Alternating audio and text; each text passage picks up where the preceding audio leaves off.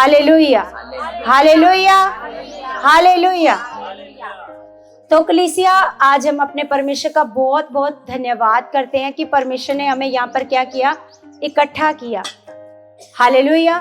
और हमें परमेश्वर ने चुना, है ना, क्योंकि जो संसार है ना कलीसिया, देखो अब ना सामने देखना, अपने सामने जो संसार है वो बड़ा बोझ से दबा हुआ है। देख, जैसे जो मीडियम क्लास लोग है ना, मीडियम क्लास लोग है ना, वो तो ना ज्यादा, जैसे ना गरीबी में है ना ज्यादा अमीरी में है ना, तो वो लोग ज्यादा पिसते हैं। जैसे हम लोग जैसे मीडियम क्लास लोग है ना, तो क्या होता है, जो गरीब है उसको पता है हम गरीब हैं, हम अफोर्ड नहीं कर सकते एसी को, फ्रिज को हम अफोर्ड नहीं कर सकते, है ना, तो वो गरीबी में जीवन जीना सीख लेते हैं, है ना। और जो अमीर है उनके पास तो है ही बहुत सारा पैसा, ठीक है, लेकिन जो मीडियम क्लास लोग हैं वो अमीर को देखकर वो सारी चीजें अपने घर में देखना चाहता है जो उन लोगों के पास है। उसके लिए चाहे उनको कर्जा लेना पड़े, चाहे कैसे भी करना पड़े, वो चीज, अगर फ्रिज चाहिए तो फ्रिज चाहिए, ऐसा नहीं गरीबों की तरह चलो मतलब गरीब है उनको पता है हम नहीं ले सकते, तो वो किसी तरीके से अपने जीवन को बिताते हैं। बोलो, करते हैं कि नहीं करते? वो गुजारा करते हैं। लेकिन जो मीडियम क्लास है ना, उनको लेना है, चाहे वो लोन ले, चाहे वो कर्जा ले, चाहे वो मतलब कैसे भी ले, उनको वो चीज चाहिए। तो जब हम ऐसे ये जीवन को देख देख कर दूसरों की तरह जीना शुरू करते हैं, फिर हमारे जीवन में क्या आता है, जैसे कर्जा बढ़ गया। जैसे अभी मैंने आपको बताया कि एक परिवार के 7 लोग क्या हो गए, खत्म हो गए। किस कारण से पता है? उनके ऊपर बहुत सारा कर्जा हो गया, बहुत सारा ऐसे कर्जा हो गया, व्यापार में घाटा हो गया, बहुत सारा कर्जा हो गया। जब बहुत सारा कर्जा हो गया, जो परिवार का मुखिया था उसने सोचा मैं अकेला नहीं मरूंगा, अगर मैं अकेला मर गया तो बाद में लोग क्या करेंगे, मेरे परिवार को दुखी करेंगे, मेरे परिवार को परेशान करेंगे ना। तो इसलिए उसने क्या करा, उसने सबको ही, अपने माँ बाप है ना, पत्नी, 3 बच्चे, सबको ही जहर देके क्या कर दिया, मार दिया, है ना। तो ये जो समस्या है ये हर मीडियम क्लास के लोगों के साथ है, हर जो मीडियम क्लास के लोग हैं।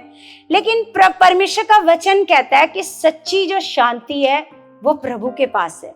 किसके पास है? वो प्रभु के पास है। सच्चा जीवन, सच्ची शांति, संतोष करना, है ना, कि परमेश्वर का वचन कहता है कि जो तेरे पास है उसी पर क्या कर, संतोष। क्या करो? उसी पर संतोष करो। हमें परमेश्वर का वचन हर घटी में जीवन जीना सिखाता है। हालेलुया। जैसे पौलुस के जीवन से आप सीखो, तो पौलुस क्या कहता है कि मैं घटना भी जानता हूं, मैं बढ़ना भी जानता हूं, मैं तृप्त होना भी जानता हूं, और मैं भूखा रहना भी जानता हूं। मैं, क्योंकि जो मुझे सामर्थ देता है उसमें मैं सब कुछ कर सकता हूं। क्योंकि हम परमेश्वर के बच्चे हैं, हम हर कंडीशन में हम जीवन जीना सीख सकते हैं। Hallelujah, hallelujah. क्योंकि ये जो बोझ है ना, ये कर्जों का बोझ, ये दूसरी चीजें खरीदने का बोझ, ये जो बोझ है ना, ये हम लोगों को दबा देता है। तो इसलिए परमेश्वर हमें संतुष्ट होना सिखाता है। जो चीजें आपके पास हैं उसमें क्या सिखाता है परमेश्वर? हमें संतुष्ट होना सिखाता है, हमें संतोष देता है, हमें परमेश्वर सच्ची शांति देता है। Hallelujah, hallelujah. तो कलीसिया, आज जो हम परमेश्वर का वचन सीखने जा रहे हैं, देखो जैसे आज बहुत सारे लोग हैं जो परमेश्वर के लिए, परमेश्वर के पास आ तो गए हैं, परमेश्वर के पास आए हैं, लेकिन परमेश्वर के साथ उस तरीके से नहीं चल रहे हैं जैसे परमेश्वर चाहता है। जैसे परमेश्वर चाहता है। हम अभी भी कैसे जी रहे हैं? अभी भी संसारिक लोगों की तरह जी रहे हैं। जैसे अंधविश्वास में हम पहले जी रहे थे ना।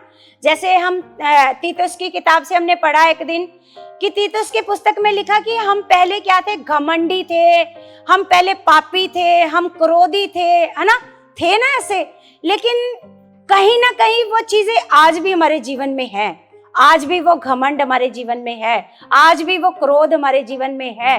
वो चीजें आज भी, हम पूरी तरीके से उन चीजों से आजाद नहीं हुए हैं, है ना। लेकिन परमेश्वर का वचन हमें कहता है कि इन सारी चीजों को क्या करो? ऐसे छोड़ दो, पुराने जीवन को क्या कर दो? छोड़ दो और नया मनुष्यता पहन लो। नए जीवन को क्या कर लो? तो कलीसिया कई बार क्या होता है, हम बड़ी कोशिश करते हैं अपने आप को बदलने की। बोलो करते हैं ना? बड़ी कोशिश करते हैं कि नहीं मेरे को क्रोध नहीं करना, मेरे को लालच नहीं करना, मेरे को, है ना, हर चीज से हम लोग बड़ी कोशिश करते हैं कि मेरे को अपने मुंह से बुरे शब्द नहीं बोलने, किसी को बुरा नहीं बोलना, है ना। लेकिन वो चीजें हमारे जीवन से हो जाती हैं, है ना। क्यों हो जाती हैं? ये सारी चीजें इसलिए होती हैं क्योंकि ये प्रार्थना की कमी है। किस चीज की कमी है? जो मनुष्य लगातार परमेश्वर के साथ प्रार्थना करता है, जो परमेश्वर के साथ अपने रिश्ते को क्या करता रहता है, लगातार मजबूत करता है, तो परमेश्वर प्रतिदिन उसकी अगुवाई करता है। क्या करता है? परमेश्वर उसकी अगुवाई करता है। परमेश्वर उसको बुराई के मार्ग पर जाने से क्या करता है? रोकता है ना। जो लगातार परमेश्वर का वचन पढ़ता है, जैसे ये परमेश्वर का वचन है, ये क्या है हमारे पास? परमेश्वर का वचन। इसके बारे में एक वचन लिखा है, हम यूहन्ना की पुस्तक में पढ़ते हैं, पहला यूहन्ना,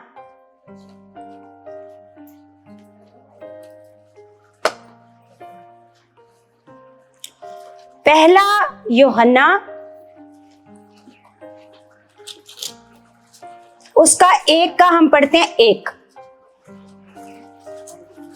332 नंबर पेज है।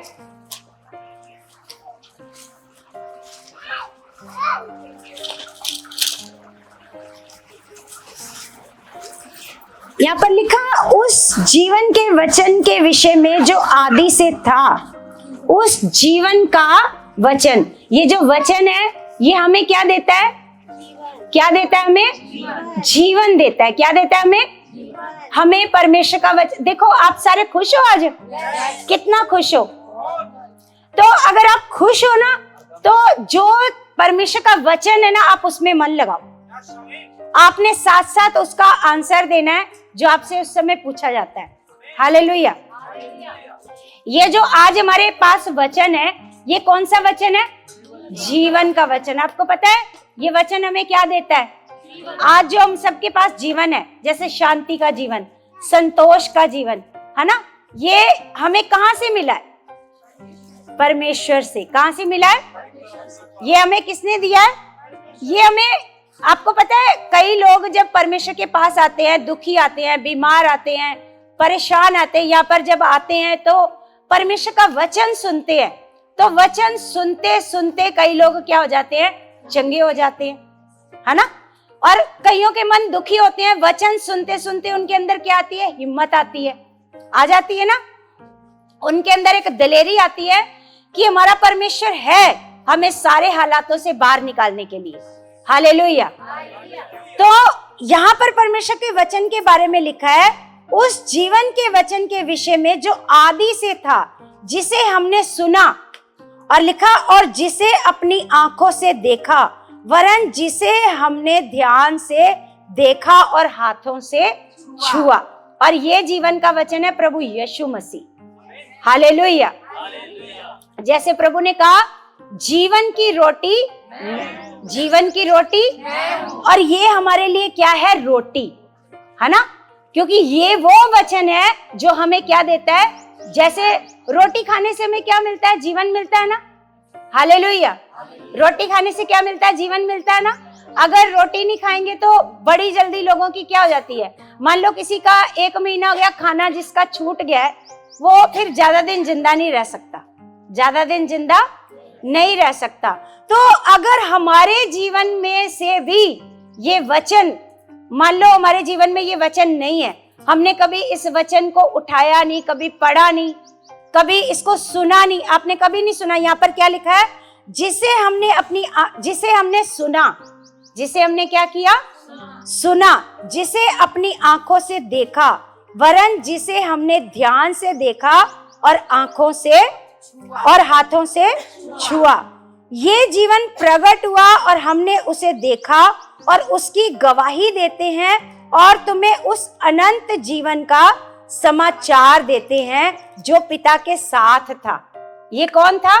प्रभु यीशु मसीह। कौन था?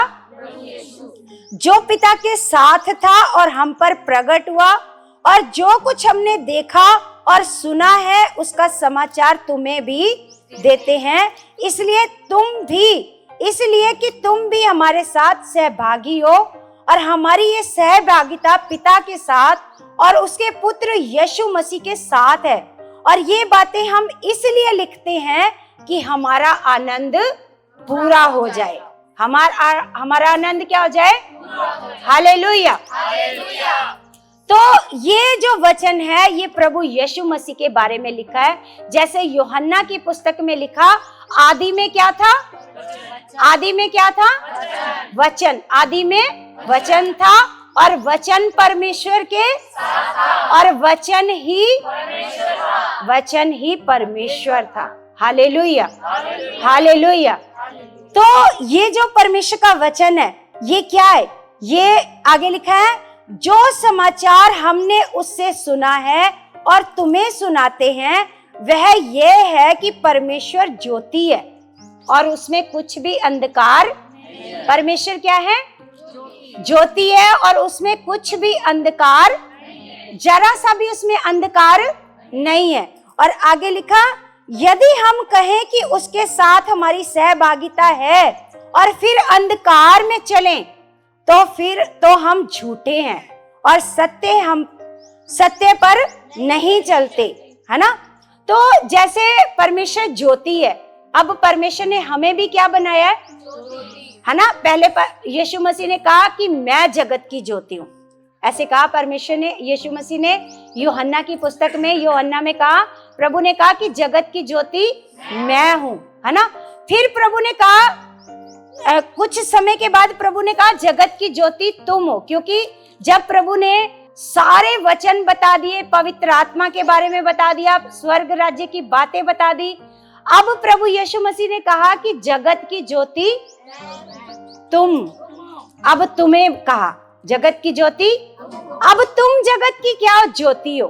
तो यहाँ पर परमेश्वर का वचन कहता है कि यदि हम कहें कि उसके साथ हमारी सहभागिता है, उसके साथ अगर हमारी सहभागिता है और फिर अंधकार में चलें तो हम झूठे हैं। हम क्या हैं? अंधकार में कैसे चलते हैं हम लोग, है ना। जैसे आज भी पुराने रीति रिवाज, पुराने अंधविश्वास में हम लोग हमारे जीवन में काम करता है। तो आज भी हम कैसे चलते हैं? अंधकार में चलते हैं, क्योंकि परमेश्वर का वचन कहता है, भजन संहिता में लिखा है 119 अध्याय में कि परमेश्वर तेरा वचन मेरे मार्ग के लिए उजियाला है। मेरे मार्ग के लिए क्या है? तो वचन हमें क्या देता है? रोशनी देता है। वचन हमें क्या देता है?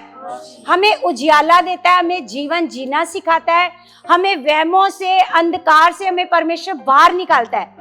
अब हमें पता चलता है कि ये कोई भी चीजें हमारे जीवन में कुछ भी बुराई नहीं कर सकती। जैसे परमेश्वर का वचन कहता है कि जो परमेश्वर पर भरोसा करता है ना, अगर कोई जहरीली वस्तु भी पी ले तो वो चीज भी उसके ऊपर हानि नहीं कर सकती। हानि ऐसा नहीं कि आप परमेश्वर की परीक्षा लेने के लिए कहो कि अच्छा आज मैं जहर पीता हूँ, देखता हूँ परमेश्वर मेरे को बचाता है कि नहीं बचाता। कोई गलती से आपको जादू टोना खिला दे, है ना, कुछ ऐसी चीज खिला दे जिसमें जादू टोना हो, कोई ऐसी चीज खिला दे जिसमें जहर हो, जिसका आपको पता ना हो, लेकिन परमेश्वर उस जगह से आपकी क्या करता है? रक्षा करता है। Hallelujah, hallelujah. तो यहाँ पर परमेश्वर का वचन हमें सिखाता है कि जो परमेश्वर का वचन लगातार पढ़ता है, परमेश्वर के वचन को लगातार फॉलो करता है, फिर वो कभी भी अंधकार में नहीं चलता, फिर वो कभी भी बुराई नहीं करता, कभी भी बुराई। और सबसे बड़ी बात यहाँ पर लिखी है, परमेश्वर के साथ सहभागिता। और हमारी परमेश्वर के साथ सहभागिता कैसे होती है कलीसिया? कैसे होती है? कैसे? खुलकर बोलो। प्रार्थना से। कैसे होती है? प्रार्थना से। कई बार लोगों को पता होता है आंसर, लेकिन ना डर जाते हैं कहीं, है ना। ऐसे धीरे से बोलेंगे जैसे ये शिवानी बोल रही है। हमारी सहभागिता परमेश्वर के साथ कैसे होती है? प्रार्थना से। जितना हम लोग प्रार्थना में बढ़ते हैं उतना परमेश्वर के साथ हमारी क्या होती है? सहभागिता, है ना। और आपको पता है जब हम जैसे हमारे जीवन में कुछ पाप होता है, कुछ बुराई होती है, तो हम परमेश्वर से भागना शुरू कर देते हैं। क्या करना शुरू कर देते हैं? इसको चुप कराओ, इसको पीछे ले जाओ इसको। हालेलुया। तो आपको पता है जब आदम और हवा ने पाप किया तो पहले रोज परमेश्वर के साथ क्या रखते थे? वो क्या रखते थे? वो सहभागिता, है ना। जैसे ही उन्होंने पाप किया तो उन्होंने क्या करना शुरू कर दिया? छिपना शुरू, परमेश्वर से क्या करना शुरू कर दिया? इससे पहले वो कभी नहीं छिपते थे। बोलो, इससे पहले छिपते थे? इससे पहले वो कभी नहीं छिपते थे। आपको पता है कि आपका प्रार्थना करने का मन क्यों नहीं करता? क्यों नहीं करता प्रार्थना करने में? जब आप बैठते हो आपकी सोचें इधर उधर भागती हैं। क्यों भागती हैं? क्योंकि वो आपका जो मन, जो आपका परमेश्वर के साथ सहभागिता बनाता है, आपकी सोचें वो परमेश्वर से भागना शुरू हो जाती हैं। जिस प्रकार हम एक वचन पढ़ते हैं, 1 यूहन्ना में ही लिखा है कि हमें परमेश्वर के सामने क्या होता है? जब हमारा मन हमें ऐसे दोष नहीं देता तो हमें परमेश्वर के सामने क्या होता है? ऐसे हियाब होता है। तो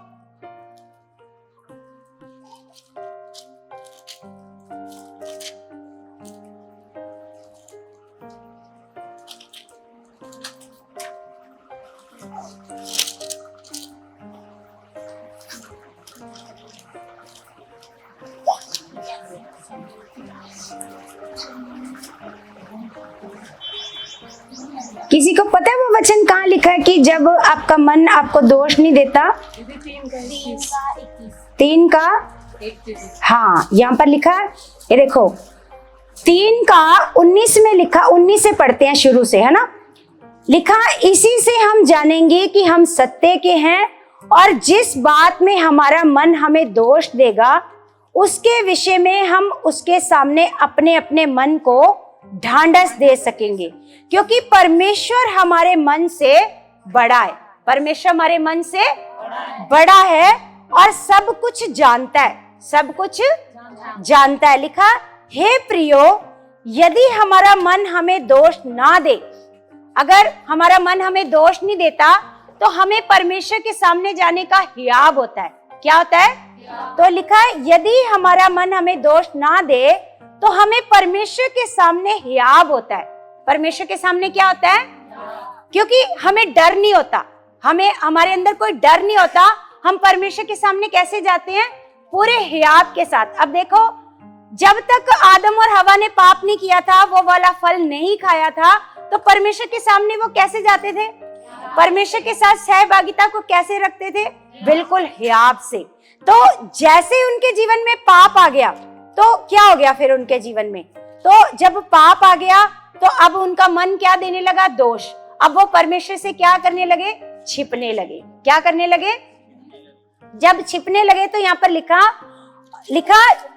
हे प्रियो, यदि हमारा मन हमें दोष ना दे, हमें परमेश्वर के सामने हियाब होता है और जो कुछ हम मांगते हैं वह हमें उससे मिलता है, वह हमें उससे मिलता है। क्योंकि जब आप परमेश्वर के सामने ऐसे जाते हो तो अगर आप परमेश्वर से कुछ मांगते हो तो आपका मन कहता है, ले तू कौन सा वफादार है, तू कौन सा खरा है जो परमेश्वर तेरी बात को मानेगा?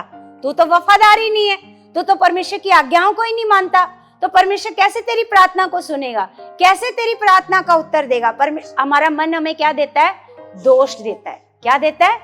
दोष देता है। तो हमारी जो सहभागिता परमेश्वर के साथ होती है, फिर हम वो सहभागिता बना नहीं पाते, क्योंकि जैसे जैसे हम प्रार्थना में बढ़ते हैं कलीसिया, जैसे हम किसी बड़ी परेशानी में फंस जाते हैं। आपको पता है आपके साथ भी ऐसा होता है ना कि जब हम किसी बड़ी परेशानी में फंस जाते हैं तो फिर जब आप प्रार्थना में परमेश्वर के सामने जाते हो तो परमेश्वर आपको क्या देता है? हिम्मत देता है। क्या देता है परमेश्वर? हिम्मत देता है कि मेरी बेटी मत घबरा, मैं तेरे साथ हूं, चिंता मत कर, मैं तेरे साथ। हियाब देता है, दलेरी देता है जब आप परमेश्वर के सामने घुटने टेकते हो, क्योंकि हमारी जो आशा है वो परमेश्वर के साथ है। Hallelujah, hallelujah. क्योंकि परमेश्वर का वचन कहता है, जैसे मैंने एक वीडियो में बताया था कि दाऊद कहता है कि परमेश्वर, मनुष्य क्या है कि तू उसकी सुधि लेता है? क्या है मनुष्य? मनुष्य कुछ भी नहीं है, लेकिन फिर भी मनुष्य से परमेश्वर क्या करता है? प्रेम करता है, उसकी सुधि लेता है, उसकी प्रार्थना को सुनता है, उसकी प्रार्थना का क्या देता है? वो उत्तर देता है। परमेश्वर उसके साथ साथ चलता है। परमेश्वर आज का जो टॉपिक है ना, आज का ये टॉपिक है, परमेश्वर हमें सिखाने जा रहा है कि परमेश्वर से जब हम प्रार्थना करते हैं, प्रार्थना करके हम परमेश्वर के क्या जाते हैं? करीब जाते हैं। प्रार्थना करके क्या जाते हैं? प्रार्थना हमें परमेश्वर के करीब लेकर के आती है। जो प्रार्थना है वो परमेश्वर के क्या लेकर के आती है? करीब लेकर के आती है। और हमारी परमेश्वर के साथ क्या होती है? सहभागिता। क्या होती है? सहभागिता। और आपको पता है जो सहभागिता है परमेश्वर के साथ, जैसे आदम और हवा की सहभागिता थी परमेश्वर के साथ, है ना? तो परमेश्वर ने उन्हें कहाँ रखा था? अदन की, कहाँ पर रखा था? अदन की वाटिका में। और परमेश्वर ने उनको कहा था कि तुम सारे पेड़ों के फल खाना, किसी बात की भी चिंता मत करना। उनके लिए कोई चिंता नहीं थी, कोई हालात नहीं था, कोई परेशानी नहीं थी। बोलो था? नहीं, बस फल तोड़ना था, खाना था, और परमेश्वर के साथ क्या रखनी थी? सहभागिता। हालेलुया। परमेश्वर के साथ क्या रखनी थी? सहभागिता रखनी थी, है ना?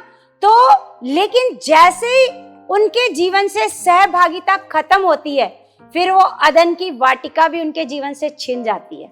आपको पता है परमेश्वर क्या करता है? उनको अदन की वाटिका से क्या कर देता है?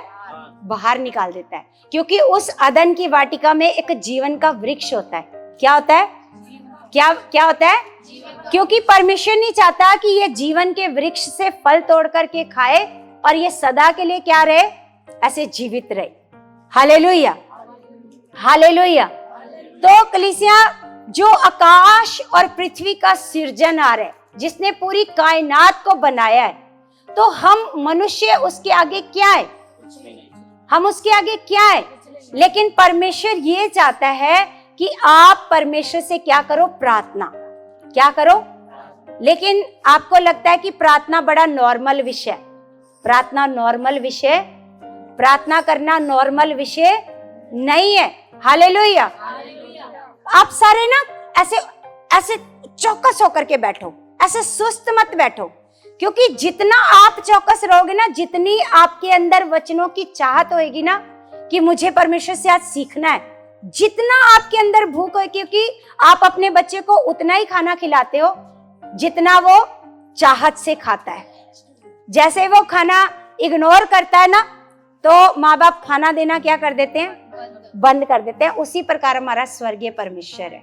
उसी प्रकार अगर आप भूख दिखाओगे ना कि हाँ, क्योंकि परमेश्वर का वचन कहता है कि धन्य है वे जो धार्मिकता के भूखे और प्यासे हैं, वो तृप्त किए जाएंगे। आज हम कौन सा भोजन खा रहे हैं? आत्मिक भोजन खा रहे हैं, है ना? तो आप परमेश्वर भी देखता है कि आपके अंदर कितनी भूख है, और उसी अनुसार हमारे इधर से फ्लो निकलता है, उसी अनुसार परमेश्वर हमारे अंदर से वचन निकालता है। अगर आप देखेगा कि आपको कोई इंटरेस्ट नहीं है, आप सुस्ती में बैठे हो, आप सो रहे हो, आपको नींद आ रही है ना, तो यहाँ से वचन आना क्या हो जाएगा? बंद हो जाएगा। क्योंकि आप जब अपने बच्चों को उतना ही खाना खिलाते हो जितना वो इंटरेस्ट के साथ खाते हैं। बोलो बोलो, ऐसा ही है ना? अगर आपका बच्चा कह रहा है बस पेट भर गया, तो फिर आप उसको अगली रोटी नहीं देते। बोलो नहीं देते ना? तो इसी प्रकार आपका स्वर्गीय पिता है आपको आत्मिक खाना तब तक देगा जब आप अपनी चाहत को दिखाओगे। Hallelujah, hallelujah. तो आपने ऐसे अपने चेहरों को ऐसे दिखाना है, अपने परमेश्वर को ऐसे चाहत दिखानी है कि परमेश्वर मुझे आपका वचन चाहिए, ताकि जब मैं आपका वचन सुनूं तो मैं क्या करूं? 1000 गुना फल ले। तो परमेश्वर मैं ऐसी जमीन बनूं। आपको पता है यहां से वचन आ रहा है, यहां से क्या आ रहा है? वचन आ रहा है। आपने कौन सी वाली जमीन बनना है? कौन सी वाली जमीन बनना है ना? अब आप पर डिपेंड करता है। यहां से परमेश्वर वचन को बो रहा है, बीज बो रहा है परमेश्वर। जैसे आपने एग्जाम्पल सुना है ना कि एक बोने वाला बीज बोने के लिए निकला, है ना? कुछ बीज कहाँ गिर गया? कुछ बीज कहाँ गिर गया? सड़क के किनारे। सड़क के किनारे, जो सड़क के किनारे गिरा है, क्या वो कभी फलेगा? क्या कभी फल लाएगा? नहीं फल लाएगा, है ना। और कुछ पथरीली जमीन पर, कुछ झाड़ियों में गिर जाता है। जो पथरीली जमीन पर गिरता है तो मिट्टी कम होती है तो वो जल्दी उग जाता है, जल्दी उगता है, लेकिन जल्दी नीचे जड़ें नहीं है तो जल्दी क्या हो जाता है। और कुछ झाड़ियों में गिरता है तो झाड़ियां उसको ऊपर बढ़ने नहीं देती, वो वहीं दब जाता है ना। और कुछ अच्छी जमीन में गिरता है।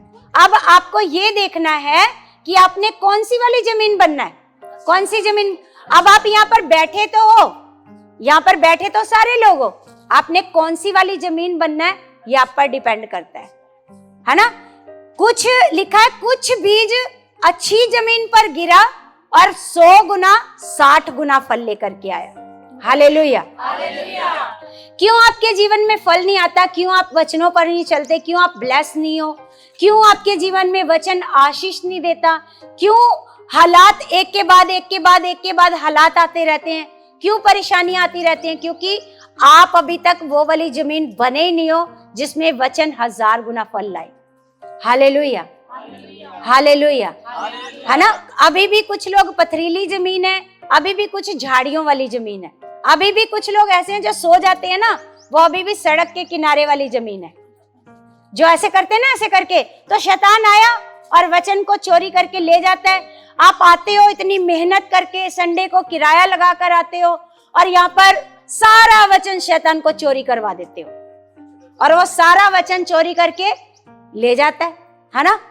तो आपके पल्ले कुछ भी नहीं पड़ने देता। अभी पूछेंगे ना, अभी हम क्या बता रहे हैं, अभी के अभी, क्योंकि सारा वचन वो साथ के साथ क्या कर रहा है, वो चोरी करके ले जाता है। अभी पूछेंगे, किसी से भी पूछ लेंगे जो यहाँ बैठे, क्योंकि आप चौकस नहीं हो, आपका ध्यान साथ वाली बहन पर है, आपका ध्यान वो क्या पहन के आई है, उसने कैसे बाल बना रखे हैं, क्या पहन के आई है, मतलब ध्यान क्या है। भाइयों का ध्यान कहाँ है? मोबाइल में किसका फोन आ रहा है, कहीं क्या, मतलब कोई मैसेज मिस ना हो जाए, मतलब ध्यान कहाँ पर है? चौकस नहीं हो। क्योंकि जो बंदा चौकस होएगा ना, जैसे वो भाई देखो नया आया, उस भाई ने सारा वचन इस बहन को बताया जाकर के। क्या वचन आया था पिछले संडे, आपको याद नहीं होएगा, उसको याद है। आप में से पूछो किसी को क्या वचन आया था पिछले संडे। कितने लोग आए थे पिछले संडे? क्या वचन आया था? सोनू सिस्टर बताना, क्या वचन आया था? अनाज्ञाकारिता के नुकसान, है ना। हाँ चलो, पता है, परमेश्वर आशीष दे, इनको बुद्धि खोले और भी, है ना। तो और भी, जैसे कईयों से पूछो कि पिछली बार क्या वचन आया था, नहीं पता होएगा। अभी पूछेंगे ना हम क्या बात कर रहे हैं, नहीं पता होएगा, क्योंकि आप अपने सारे वचन शैतान को चोरी करने दे रहे हो। सारे वचन क्या करवा देते हो, तो फिर वो जब वो बीज ही नहीं रहेगा तो फल कहां से आएगा। जब परेशानी आएगी, हालात आएगा, फिर आप भी संसारिक लोगों की तरह गिरते फिरोगे, है ना। संसारिक लोग जैसे दुखी होते हैं, परेशान होते हैं, ऐसे आप भी दुखी होगे, क्योंकि आपके जीवन में वचन ही नहीं है, आपको संभालने वाला, आपको हिम्मत देने वाला वचन ही नहीं है। Hallelujah, hallelujah. तो जैसे परमेश्वर का वचन हम सीख रहे हैं कि जो प्रार्थना है हमें परमेश्वर के करीब लाती है। क्या लाती है? करीब लेकर के आती है। अगर हमारे जीवन में प्रार्थना नहीं है, क्योंकि आप सारे कामों को महत्व देते हो, लेकिन एक प्रार्थना को आप महत्व नहीं देते। आपको लगता है ये काम ज्यादा जरूरी काम नहीं है, खाना बनाना ज्यादा जरूरी है ना, बर्तन मांजना, झाड़ू पोछा करना, अपने कपड़े धोना, ये ज्यादा जरूरी काम है। आपको लगता है प्रार्थना करना ज्यादा जरूरी काम। चाहे कोई बंदा कितना भी बीमार होता है ना, वो बिस्तर से उठकर अपना ये वाला काम तो कर ही लेता है, खाना तो बना ही लेता है। बोलो कितना भी कोई बीमार हो, बोलो कोई कितना भी रात को लेट आया हो, लेकिन खाना बनाना उसके लिए जरूरी है, लेकिन प्रार्थना करना उसके लिए जरूरी नहीं है। ऐसे ही आके सो जाता है। कहीं से बाहर से आए हो, आप थके हो, है ना, लेकिन खाना तो बना के खाओगे। खाना बनाना जरूरी काम आपको लगता है, लेकिन उतना ज्यादा जरूरी प्रार्थना करना नहीं लगता।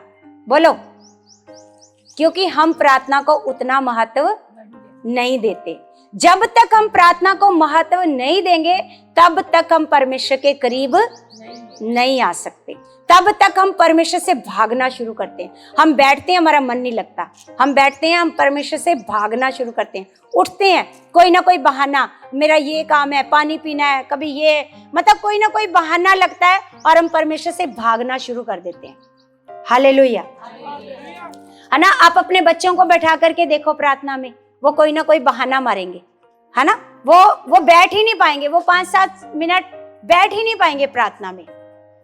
तो इसी प्रकार जो प्रार्थना है वो हमें क्या करती है, परमेश्वर के करीब लेकर के आती है। हम एक वचन निकालते हैं, भजन संहिता। आपको पता है जो भजन संहिता है वो सारी प्रार्थनाओं की पुस्तक है। जो भजन संहिता पुस्तक है, अगर आप पढ़ के देखो तो दुखी जो इंसान है वो कैसे प्रार्थना करे, है ना। बीमारी के लिए प्रार्थना, बल पाने के लिए प्रार्थना, हर तरीके की उसमें प्रार्थना है। शत्रुओं से छुटकारे के लिए कैसे प्रार्थना करनी है, हर तरीके की क्या इसमें प्रार्थना है। तो हम निकालते हैं भजन संहिता 115 अध्याय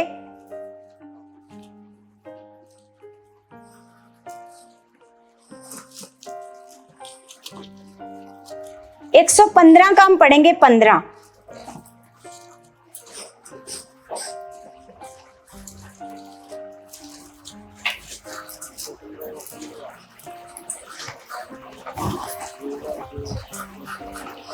यहाँ लिखा यहोवा जो आकाश और पृथ्वी का करता है। क्या लिखा है? यहोवा जो आकाश और पृथ्वी का, आकाश और पृथ्वी को बनाने वाला परमेश्वर। Hallelujah, hallelujah. कोई बात नहीं, ध्यान मत दो। आपको पता है आज हमारे लिए बड़ी गवाही है कि आज हमें यहाँ पर संगति करने का मौका मिला है। आज 3 बार ये जब इन्होंने तरपाल बांधनी शुरू करी तो 3 बार उड़ गई, क्योंकि इतनी ज्यादा ये हवा चल रही थी, है ना। तो इन्होंने बोला आज तरपाल नहीं बंधेगी। ऐसे बिल्कुल ऐसे क्या हो गया, जवाब दे दिया कि आज तरपाल नहीं बंधेगी। मैंने कहा तरपाल नहीं बंधेगी तो हम बैठेंगे कैसे, तो आपको तो बांधनी पड़ेगी। तो मैंने जितने लोग यहाँ पर आए थे तो इनको बोला अधिकार से प्रार्थना करो। हमारे पास क्या है? अधिकार है ना। हवा को नॉर्मल करने का भी क्या है। मैंने बोला ऐसे मत बोलना कि रुक जा हवा, है ना। रुक जाएगी तो हम बैठेंगे कैसे। हवा क्या हो जाए? नॉर्मल। क्योंकि हमारे मुंह में क्या है? सामर्थ है। हमें परमेश्वर क्या देता है? सामर्थ देता है। आज ये बहुत बड़ी गवाही है कि हम यहाँ पर बैठे हैं और परमेश्वर के वचनों को सुन पा रहे हैं। कोई बात नहीं, ये लास्ट आज संगति है यहाँ पर, तो आज यहाँ पर लास्ट संगति है ना। अगले संडे तक हमारा जैसा भी तैयार होएगा, चाहे ओपनिंग ना भी करें, ओपनिंग तो जब अच्छे से तैयार होएगा ना तब ओपनिंग करेंगे, लेकिन जाकर संगति कर सकते हैं, बैठ सकते हैं। हालेलुया। तो आज यहाँ पर क्या है? लास्ट है, दिन है। तो आज शैतान कहता है आज करके देखो कैसे करते हो, लेकिन हमारे प्रभु ने हमें सिखाया है। प्रभु ने आंधियों को शांत करके दिखाया। आंधियों को क्या करके दिखाया, है ना। जब हमने प्रार्थना करी तो हवा क्या हो गई? ऐसे कम हो गई, नॉर्मल हो गई, है ना। तरपाल बंद गई और हम बैठे यहाँ पर, है ना। तो प्रार्थना करी हमने। तो और भी अभी आप भी और अधिकार से प्रार्थना करो, क्योंकि हमारे साथ परमेश्वर है। कितनी बड़ी बड़ी लहरें, समुद्र में तूफान आ जाता था, यीशु उनको थाम देता था। बोलो, और लोग देखते रह जाते थे। इसके पास कौन सा अधिकार है जो ये तूफानों को भी क्या कर देता है? ऐसे रोक देता है ना। हालेलुया। तो यहाँ पर हम परमेश्वर का वचन पढ़ रहे हैं 115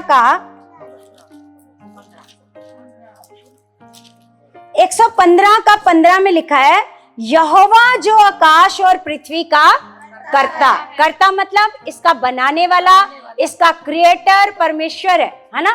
पृथ्वी और आकाश को बनाने वाला। लिखा उसकी ओर से तुम आशीष पाए हो। हालेलुया। उसकी ओर से तुम ऐसे नहीं लिखा कि पाओगे, क्या लिखा है? पाए हुए हो। उसकी ओर से तुम आशीष तो आपके पास आशीष है। स्वर्ग तो यहोवा का है। स्वर्ग किसका है? लिखा परंतु पृथ्वी उसने मनुष्यों को दी है। स्वर्ग किसका है? यहोवा का है ना। लेकिन पृथ्वी उसने किसको दी है? मनुष्यों को दी है। लेकिन परमेश्वर कहता है मैं तुम्हें स्वर्ग लेकर के जाऊंगा। लेकिन कौन से लोगों को लेके जाऊंगा? वो चुने हुए लोग होंगे, वो कोई खास लोग होंगे जो परमेश्वर के साथ पूरी वफादारी से चलेंगे। वो परमेश्वर के वहां, क्योंकि यहाँ पर लिखा है स्वर्ग तो कहाँ खो गए आप? स्वर्ग तो आप खो जाते हो कहीं पर, तो ले जाएगा फिर वो सारे वचन चोरी करके। मैंने सोचा आगे बोलेंगे, लेकिन ये तो बेचारे सो ही गए, नींद आ रही है। हालेलुया। स्वर्ग तो परंतु पृथ्वी उसने हमें रहने के लिए दी है। आप देखो, उसने इतने ग्रह बनाए हैं, किसी ग्रह पर भी मनुष्य रह नहीं सकता, किसी भी ग्रह पर मनुष्य रह नहीं सकता, क्योंकि किसी भी ग्रह पर जैसे यहाँ पर कुर्सी पर ऐसे बैठ पाए हैं ना, किसी ग्रह पर हम ऐसे नहीं बैठ सकते, ऐसे पृथ्वी से चिपक कर चल नहीं सकते, क्योंकि किसी भी ग्रह पर क्या बोलते हैं, ग्रेविटी है ना, मतलब जिसको हम हिंदी में बोलते हैं गुरुत्वाकर्षण, मतलब ये जो चिपकने की पावर है। जैसे देखो, हम ऊपर को कोई चीज फेंकते हैं तो वो नीचे आती है, आप किसी और ग्रह में फेंकोगे तो वो हवा में उड़ेगी, वो नीचे नहीं आएगी, क्योंकि हम ऊपर को कोई भी चीज फेंकते हैं तो वो नीचे आती है, क्योंकि ये जो ग्रेविटी है ना, ये जो नीचे पृथ्वी के पास ही वो ताकत है जो नीचे को चीजें खींचती है। तो मनुष्य इस पृथ्वी पर ही है जो चल फिर सकता है, नहीं तो किसी ग्रह पर हमने देखा, ये ग्रह कहां पर गए थे? चंद्रमा में गए थे ना, हाँ चंद्रमा में गए थे ना, तो वहां पर क्या कर रहे थे? वो ऐसे उड़ रहे थे, तैर रहे थे, ऐसे करके तैरते हैं वहां पर, है ना। और उनके कपड़े जैसे हम आराम से पहन लेते हैं, हमारे कपड़े हम आराम से अपने कपड़े पहन सकते, वो नहीं पहन सकते, उनके कपड़े भी ऐसे हवा में उड़ते फिरते रहते हैं, है ना। तो वो खुद उनके बाल ऐसे रहते हैं ऊपर को खड़े। तो ये पृथ्वी पर ही, क्योंकि परमेश्वर का वचन कहता है स्वर्ग किसका है? यहोवा का। फिर सो गए। हालेलुया। स्वर्ग किसका है? यहोवा का। स्वर्ग किसका है? यहोवा का। परंतु पृथ्वी उसने मनुष्यों को दी है ना। लिखा, मृतक जितने चुपचाप पड़े हैं वे तो या की स्तुति नहीं कर सकते। मृतक जितने चुपचाप पड़े हैं वे तो या की स्तुति नहीं कर सकते। बोलो, वो कर सकते हैं परमेश्वर की स्तुति? बोलो, कर सकते हैं। लिखा, परंतु हम लोग या को अब से लेकर सर्वदा तक धन्य, अब से लेकर सर्वदा तक धन्य यह की स्तुति करो। क्या करो? यहोवा परमेश्वर की क्या करो? स्तुति करो। परमेश्वर की स्तुति करो, उसकी महिमा करो, ये परमेश्वर चाहता है। Hallelujah, hallelujah. परमेश्वर का वचन कहता है कि परमेश्वर कहता है मुझसे प्रार्थना करो। यिर्मयाह 33:3 में लिखा है, परमेश्वर कहता है मुझसे क्या करो? प्रार्थना करो। इसका मतलब परमेश्वर चाहता है कि आप परमेश्वर से क्या करो? तो जो बातें आपके लिए मुश्किल हैं, जो बातें आपके लिए कठिन है, परमेश्वर कहता है जिनको तू अभी नहीं समझता उनको मैं तुम्हें क्या करूंगा? उन्हें मैं तुम्हें समझाऊंगा, तुम्हें सिखाऊंगा, है ना। कई बार हमें ऐसे लगता है ना जैसे बहुत बड़ी मुसीबत है, हमें रास्ता नहीं दिखाई देता, हमें कुछ समझ नहीं आता कि हम क्या करें। तो आपको उस समय क्या करना चाहिए? ये कलीसिया, ये प्रैक्टिकल हुआ है हमारे साथ बहुत, क्योंकि परमेश्वर जब हमें कुछ समझ नहीं आता ना, कि कोई बड़ी मुसीबत आ जाती है, कुछ समझ में नहीं आता, तो उस समय जब हम परमेश्वर के सामने प्रार्थना करते हैं तो परमेश्वर हमें रास्ता दिखाता है। परमेश्वर क्या करता है? हमें, चाहे आपके जो चुने हुए लोग हैं वो आपकी अगुवाई करें, वो आपको सिखाएं, आपको ऐसे करना चाहिए, आपको ऐसे करना चाहिए, है ना। कई बार ऐसा होता है परमेश्वर उनको इस्तेमाल करता है, परमेश्वर उनको इस्तेमाल करके क्या करता है? आपको सिखाता है कि आपको ऐसे चलना चाहिए, आपको ऐसे बढ़ना चाहिए, है ना। तो ये जो प्रार्थना है कलीसिया, फिर उस समय परमेश्वर हमारी क्या करता है? क्या करता है परमेश्वर? क्या करता है परमेश्वर? हमारी अगुवाई करता है और हमें बताता है कि इस हालात के समय में आपको क्या करना चाहिए, आपके लिए आपको रास्ता दिखाता है। क्या करता है परमेश्वर?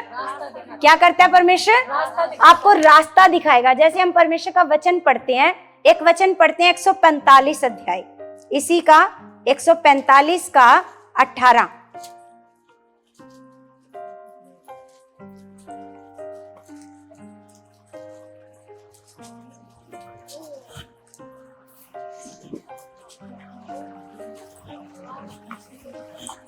यहाँ पर लिखा है जितने यहोवा को पुकारते हैं, जितने यहोवा को पुकारते हैं, अर्थात जितने उसको सच्चाई से पुकारते हैं। कैसे पुकारते हैं? सच्चाई से पुकारते हैं, उन सबों के वह निकट रहता है। उन सबों के वह निकट रहता है। देखो, अब अगर आप पूरे मन से, पूरे विश्वास से परमेश्वर के पास आओगे, प्रार्थना करोगे, तो उन सबों के, परमेश्वर का वचन कहता है, उन सबों के वह निकट रहता है। आप एक बार सुन लिया करो आवाज को, बात को सुना करो, वो क्या कह रही है। आप मतलब वो आपसे कुछ कह रही हो, आप इग्नोर कर रहे हो, क्या बात है? और डिस्टर्ब करना है?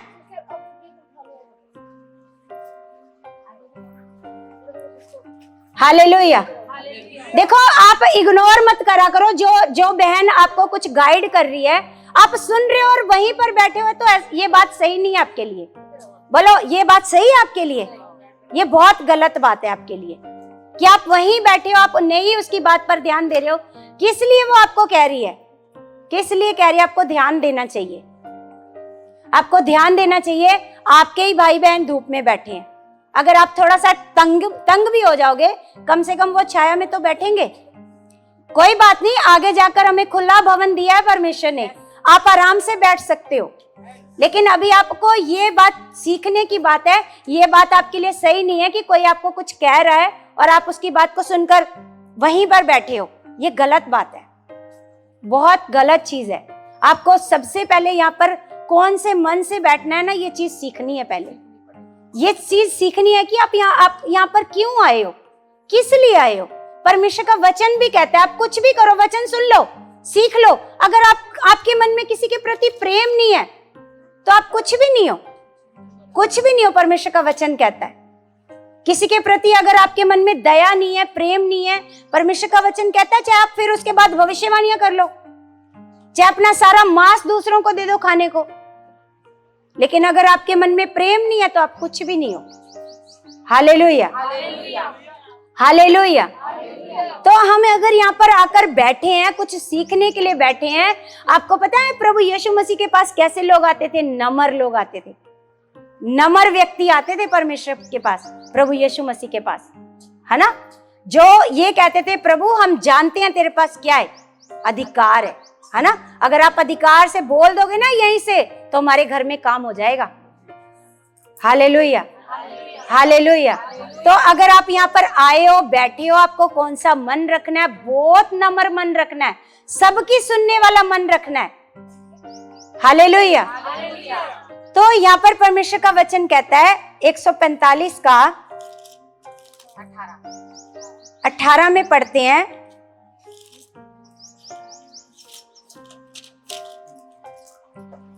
यहाँ पर लिखा है जितने यहोवा को पुकारते हैं, अर्थात जितने उसको सच्चाई से पुकारते हैं, उन सबों के वह निकट रहता है। किन के निकट रहता है? वो जो सच्चाई से परमेश्वर को पुकारते हैं।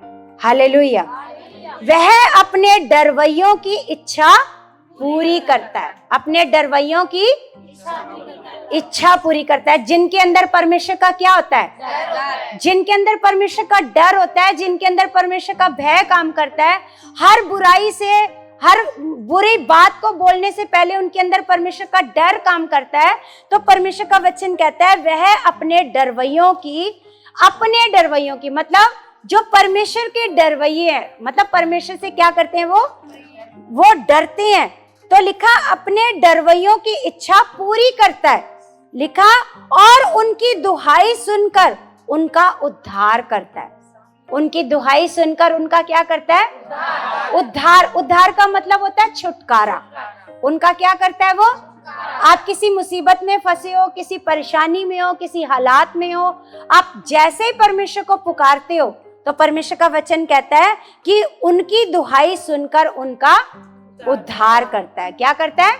एक जगह पर परमेश्वर का वचन कहता है कि मैं उनकी नहीं सुनूंगा। जो किनकी नहीं सुनता परमेश्वर? जो जिनका मन क्या रहता है? हठीला रहता है, जो ढीठ है, जो जिद्दी इंसान है, जो परमेश्वर का वचन सुनकर बार बार इग्नोर करते हैं। परमेश्वर क्या आपको सिखाता है? आप उसके ऊपर मन नहीं लगाते, आप अपनी मन की इच्छा पूरी करते हो।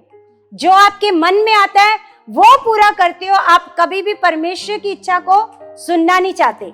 तो परमेश्वर का वचन कहता है कि फिर वो मुझे पुकारेंगे, वो मुझसे प्रार्थना करेंगे, मैं उनकी प्रार्थना नहीं सुनूंगा, मैं उनको कभी भी उत्तर नहीं दूंगा। ये परमेश्वर का वचन कहता है। तो यहाँ पर परमेश्वर कहता है कि और उनकी दुहाई सुनकर उनका उद्धार करता है। यहोवा अपने सब प्रेमियों की तो रक्षा करता है, परंतु सब दुष्टों का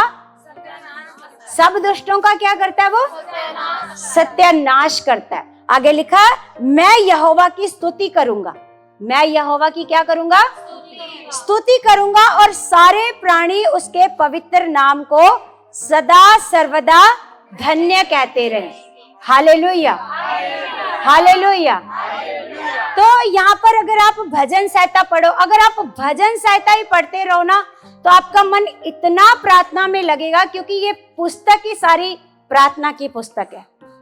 अगर आप पढ़ो तो इसमें प्रार्थना प्रार्थना प्रार्थना, छुटकारे के लिए प्रार्थना, दया के लिए प्रार्थना, रक्षा के लिए प्रार्थना, प्रार्थना, बहुत प्रार्थना। ये पूरी पुस्तक में क्या है? तो आपने क्या करना है? लगातार भजन संहिता को पढ़ना है। भजन संहिता पढ़ो, रोज 2 अध्याय भजन संहिता के पढ़ो। रोज एक नियम बनाओ कि मुझे रोज भजन संहिता और नीति वचन में बुद्धि की बातें हैं। नीति वचन में क्या है? बुद्धि की बातें। मतलब आपको कैसे जीवन जीना है, कौन सी बुराई छोड़नी है, मंडली में नहीं बैठना, बुरे लोगों के साथ नहीं बैठना, आपने ठट्ठा नहीं करना, गलत मजाक नहीं करना। ये परमेश्वर का वचन सिखाता है। ये नीति वचन से हमें सीखने को मिलता है। Hallelujah, hallelujah. नीति वचन में क्या है? बुद्धि की बातें हैं। और भजन संहिता प्रार्थना, परमेश्वर की स्तुति करना, परमेश्वर की महिमा करना सिखाता है। हालेलुया। क्योंकि परमेश्वर आदर और महिमा का परमेश्वर है। Hallelujah, hallelujah. क्या बात है? गर्मी तो नहीं लग रही?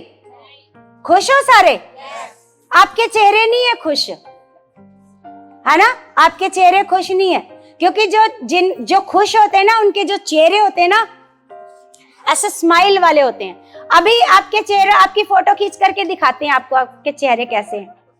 अभी एक फोटो खींचते हैं आपके चेहरों की, फिर आपको पता चलेगा कि आपके चेहरे कैसे हैं। आपको पता है, हमारा जो चेहरा होता है ना, हमारा चेहरा, वो हमारे मन की बातें ऐसे प्रकट करता है ना? आप उदास होते हो, आप बहुत क्रोधित होते हो, आपका चेहरा बता देता है आप गुस्से में हो। बताओ ऐसा होता है कि नहीं? आप गुस्से में होते हो तो आपका चेहरा बता देता है, देखने वाला आपको देखकर उसने देखा नहीं आपके अंदर गुस्सा है नहीं है, लेकिन आपका क्या देखा है? उसने चेहरा देखा है और बोलता है आज तेरे को गुस्सा है, आज तू गुस्से में है, ऐसे करके ना। तो आपका जो आपका चेहरा मेरे को दिख रहा है ना, क्योंकि आपको तो अपना चेहरा नहीं दिख रहा, लेकिन मेरे को दिख रहा है। ऐसे लग रहा है जैसे अभी रो दोगे आप, बस थोड़ी सी बात करने की देर है, ऐसे चेहरे बना रखे हैं आपने।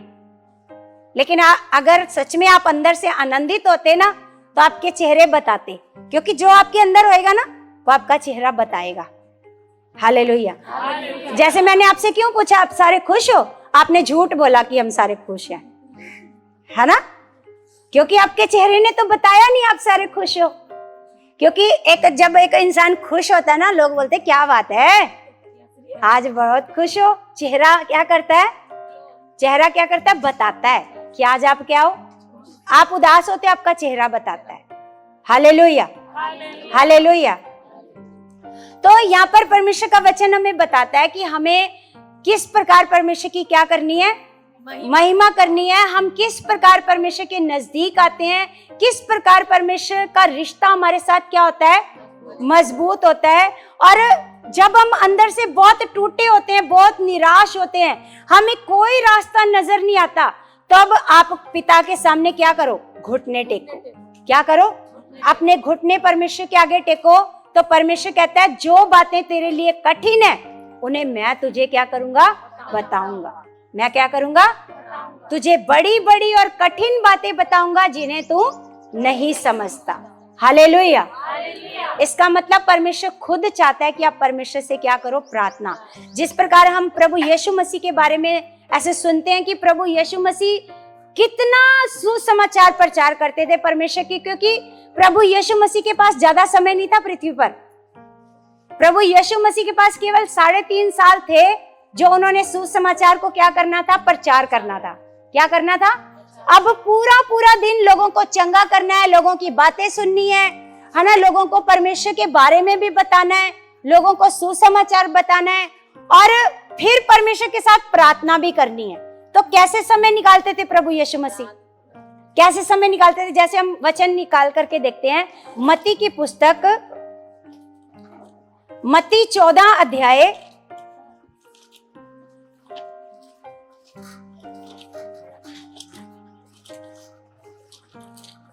मत्ती 14 का हम पढ़ते हैं 23।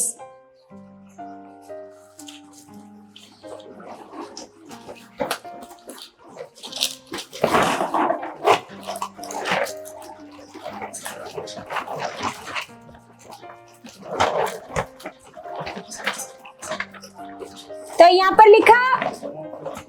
पर लिखा वह लोगों को विदा करके, लोगों के साथ वो बैठा था, लोगों को वो परमेश्वर का वचन बता रहा था, है ना। यहाँ पर उसने क्या किया था? लोगों को खाना खिलाया था। 5000 लोगों को क्या किया था उसने? आपको पता है ना, प्रभु यीशु मसीह ने लोगों को क्या खिलाया था? कितना? 2 रोटी और 3, है ना। और वो भी प्रभु यीशु मसीह की नहीं थी, एक बच्चे के पास थी, है ना। तो प्रभु ने कहा लाओ, इसमें क्या मांगते हैं परमेश्वर से? ऐसे बरकत मांगते हैं। तो प्रभु ने उस बच्चे से रोटी ली और हालेलुया, हालेलुया। तो इधर देखो, सामने देखो, सामने देखो। यहां पर लिखा कि जब वो लोगों को क्या किया, उसने विदा किया। लोगों को विदा करके प्रार्थना करने को अलग पहाड़ पर चला गया। हालेलुया। लोगों को क्या किया उसने? ये 5000 लोग थे जिनको प्रभु यीशु मसीह ने वचन बताया और फिर प्रभु यीशु मसीह ने उनको क्या खिलाया? खाना खिलाया। क्या खिलाया? खाना खिलाया। और फिर उनको विदा करके, अब आप 5000 लोगों से बात करो, आपके अंदर हिम्मत बचेगी? प्रार्थना करने की हिम्मत बचेगी? बताओ, है ना।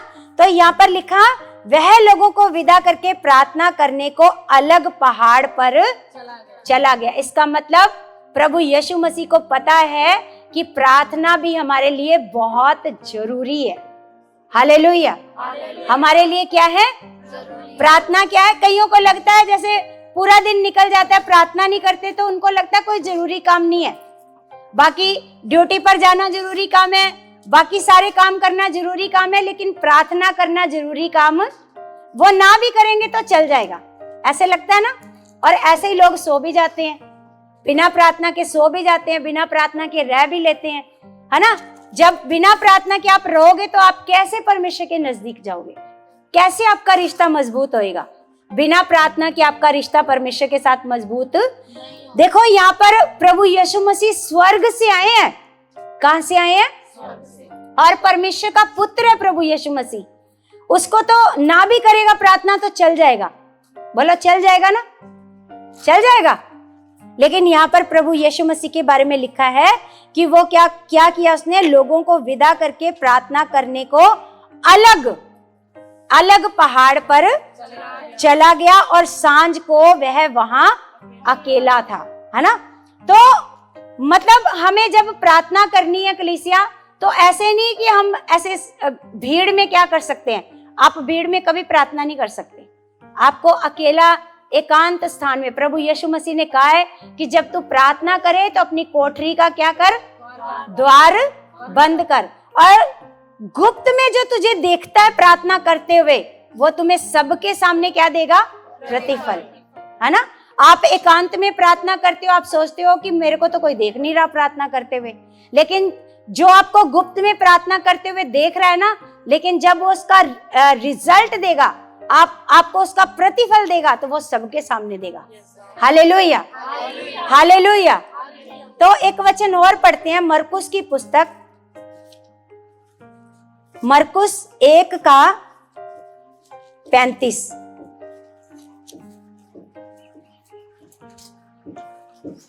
अब प्रभु यीशु मसीह क्या करते हैं, देखो हमने पीछे पढ़ा मत्ती की पुस्तक में कि वो सांझ को वहां पर अकेला रहा, शाम को क्या रहा, वो वहां पर अकेला रहा। तो प्रभु यीशु मसीह क्या करते हैं, समय निकालते हैं अपनी प्रार्थना का, चाहे उनको रात को जल्दी उठना पड़े या शाम को जाना पड़े प्रार्थना करने, वो क्या करते हैं प्रभु यीशु मसीह, ऐसे समय अपने आप आपके पास चलकर नहीं आएगा कि अब प्रार्थना का समय है चलो करो, नहीं, आपको प्रार्थना के लिए क्या करना पड़ेगा, समय निकालना पड़ेगा। चाहे वो आप रात को उठकर प्रार्थना करो, चाहे आप सुबह जल्दी उठो, है ना, चाहे आप रात को 12 बजे तक प्रार्थना करो, ये आपके ऊपर डिपेंड करता है, आपको समय निकालना है प्रार्थना करने के लिए। अब यहाँ पर लिखा है भोर को दिन निकलने से बहुत पहले, क्या लिखा है, अब 5 बजे दिन निकल जाता है, 5 बजे दिन निकल जाता है ना, तो यहाँ पर लिखा है दिन निकलने से बहुत पहले, दिन निकलने से, इसका मतलब कितने बजे होंगे, 3 बजे होंगे, 2 बजे होंगे, 3 बजे होंगे, बोलो इतना समय होएगा। तो यहाँ पर लिखा भोर को दिन निकलने से बहुत पहले वह उठकर निकला, उठकर इधर देखो, इधर देखो सामने, उठकर क्या किया, वो निकला और एक जंगली स्थान में गया और वहां प्रार्थना करने लगा। क्या करने लगा, क्या करने लगा, हालेलुया, हालेलुया। आपको जैसे मान लो दिन में आपका परिवार है, आपके बच्चे हैं, आपको प्रार्थना नहीं करने देते, है ना, घर में बहुत काम है, आपका प्रार्थना करने का समय नहीं आपको मिलता, तो क्या कभी ऐसा मन में आता है कि अब रात है, अब सारे सो गए हैं, तो अब मुझे क्या करनी चाहिए, कभी आता है ऐसा मन में, करते हो आप सारे, मान लो किसी को दिन में समय नहीं मिलता प्रार्थना करने का, भाई ये जो भाई हैं जो ड्यूटियों पर जाते हैं, मान लो पूरा दिन ये काम करते हैं, आपको दिन में समय नहीं मिलता, तो क्या कभी आपके मन में आता है कि चलो क्यों ना 12 से 1 में प्रार्थना कर लूं? बोलो आप में से कितने लोग करते हो प्रार्थना? 1 और 2 भाई, 3 भाई हैं, और बाकी आपको नहीं पता कि हमें भी जरूरत है प्रार्थना की। आपको पता है जो प्रार्थना है ना, जब हम प्रार्थना करते हैं कि हमें कितनी ज्यादा जरूरत है, मान लो हमें दिन में समय नहीं मिला, कई बहनें जॉब भी करती हैं, है ना, तो वो कहती हैं कि हम जॉब करते हैं, हमारे पास तो समय नहीं है, घर का भी काम करना है, तो 1 घंटा अगर आप परमेश्वर के साथ बिताओगे, परमेश्वर पता आपके कितने रास्ते, आपके लिए रास्ते खोलेगा। उस 1 घंटे में प्रभु यीशु मसीह ने कहा था अपने चेलों को, क्या तुम मेरे साथ 1 घंटा भी नहीं जाग सकते? क्या जिस परमेश्वर ने हमें 24 घंटे दिए हैं, क्या हम उस परमेश्वर के साथ 1 घंटा भी नहीं जाग सकते? बोलो बोलो। आपको पता है प्रार्थना, अगर आप प्रार्थना करोगे तो पता नहीं कितने रास्ते आसान कर देगा परमेश्वर आपके लिए। हालेलुया। जो आज आप परेशानियों में पड़े हो, हालातों में पड़े हो, आपको लगता है ये बहुत बड़ी मुसीबत है, तो परमेश्वर कहता है ये मुसीबत कैसे खत्म होएगी? कैसे खत्म होएगी? बिना प्रार्थना के तो खत्म नहीं होएगी। सोच के देखो, प्रभु यीशु मसीह हर काम को शुरू करने से पहले प्रार्थना करते थे। हर काम को शुरू करने से पहले क्या करते थे? कोई मान लो आपने कोई कहीं जाना है, किसी काम के लिए जाना है, कुछ भी जाना है, या सुबह उठना है, उठने से पहले क्या करो आप? प्रार्थना करो। आपको पता है प्रार्थना हमारे लिए कितना ज्यादा जरूरी काम है, और प्रार्थना ही है जो हमें परमेश्वर के करीब लेकर के आती है। अगर आप प्रार्थना करने वाले व्यक्ति नहीं हो तो आप कभी भी परमेश्वर के नजदीक नहीं जा सकते। आप आओगे जरूर, यहाँ पर आपको लोगों ने बताया होगा कि प्रभु ये काम करता है, प्रभु के पास आओ, प्रभु आपके जीवन से सारे परेशानियों को खत्म कर देगा, लेकिन वो परेशानियां तब तक खत्म नहीं होंगी जब तक आपका परमेश्वर के साथ रिश्ता नहीं होएगा। हालेलुया। तो ये जो प्रार्थना है ये क्या करती है, आज जो भी परेशान व्यक्ति है, आप एक डिसीजन लो, एक समय निर्धारित करो कि अगर मेरे पास दिन में समय नहीं है तो एक समय ऐसे नियुक्त कर लो कि जब 11 बजे सारे सो जाते हैं तब मैं उठकर प्रार्थना करूंगी, क्योंकि तब उस समय क्या होएगा, शांत माहौल होएगा। हालेलुया। उस समय कोई मुझे डिस्टर्ब नहीं करेगा। अब उस समय मैं 1 घंटा बैठकर रोज क्या करूंगी। भाई भी सोचो, जो दिन में पूरा दिन काम करते हैं वो भाई भी डिसीजन लेकर के जाओ, क्योंकि मेरे को पता है आपके अंदर प्रार्थना की क्या है, कमी है। जब आप प्रार्थना की आपके अंदर कमी होती है तो आप परमेश्वर के किसी भी काम में योगदान नहीं देते, आप भागते हो। हर काम से क्या करते हो, भागते हो। कोई काम को भी आप पूरी ईमानदारी से या वफादारी से नहीं कर पाते, क्योंकि आप चाहते तो हो लेकिन कर नहीं पाते। क्यों नहीं कर पाते? क्योंकि आपके जीवन में प्रार्थना की क्या है, कमी है। हालेलुया। जैसे ही आपके जीवन में प्रार्थना आ जाएगी, जैसे ही आपने जो मान लो एक समय आपने बनाया है कि मैं 12 से 1 बजे तक, अगर आपने डिसीजन लिया मैं 12 से 1 बजे तक क्या करूंगी, रोज प्रार्थना, और 1 घंटा पूरा मन लगाकर, क्योंकि उस समय कोई मुझे उठाने वाला नहीं है, कोई डिस्टर्ब करने वाला नहीं है, और पूरा 1 घंटा मैं परमेश्वर के साथ बिताऊंगी, है ना।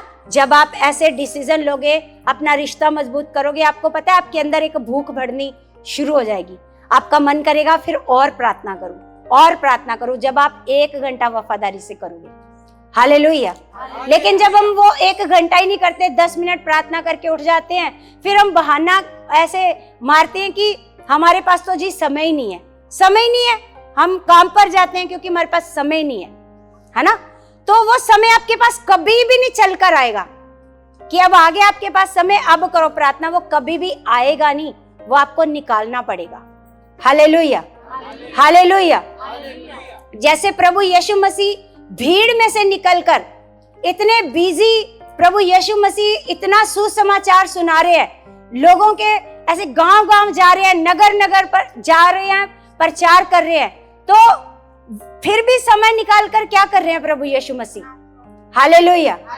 तो आपको भी क्या करना है, बोलो क्या करना है। जब तक आप प्रार्थना करने वाले व्यक्ति नहीं बनोगे ना, तब तक आपके लिए रास्ते नहीं खुलेंगे, आपके ऊंचा आगे बढ़ने वाले रास्ते। जैसे यूथ बच्चे हैं, कितने यूथ बच्चे हैं जो चाहते हैं हमें अच्छी जॉब मिले, कितने यूथ बच्चे हैं जो चाहते हैं हमें क्या मिले, अच्छी जॉब चाहिए। अच्छी कितनों को चाहिए, बाकियों को नहीं चाहिए। जो जवान बच्चे हैं, बाकियों को नहीं चाहिए जो अच्छी जॉब चाहिए। हाथ खड़ा करने में भी बेचारों को डर आता है कहीं हमसे बिजली का बिल ही ना मांग ले, है चाहिए। तो आप पता क्या करना शुरू करो। अगर आपको दिन में समय मिलता है ठीक है, नहीं तो आप रात की प्रार्थना करनी शुरू करो, और अभी शुरुआत में 1 घंटा प्रार्थना करो, जरूर मिलेगी। आप करके देखो, परमेश्वर के साथ अपने रिश्ते को मजबूत करके देखो। ऐसा कौन सा काम है, देखो परमेश्वर का वचन कहता है, इधर देखो, सामने देखो, परमेश्वर कहता है जिसने तुम्हारे लिए अपना इकलौता पुत्र को नहीं छोड़ा, वो ये छोटी मोटी पोस्ट क्या चीज है उसके लिए, बोलो। ये छोटी सी पोस्ट उस सर्वशक्तिमान परमेश्वर के लिए क्या चीज है, जिसने अपना इकलौता बेटा तुम सबके लिए कुर्बान कर दिया। बोलो बोलो क्या चीज है। इससे बड़ी पोस्ट भी बोलोगे ना, वो भी परमेश्वर के लिए कोई बड़ी बात वो कर सकता है।